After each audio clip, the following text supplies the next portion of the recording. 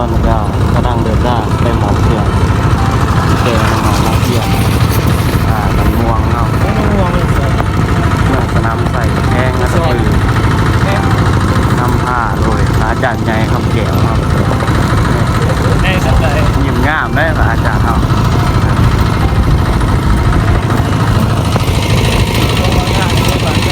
นี่ว่าเส้นทางเนาะว่ากับพัฒนาไล่เติมเนาะมีทางตัวอย่างนั่นแหละครับแม่นว่าเกียรติภูผา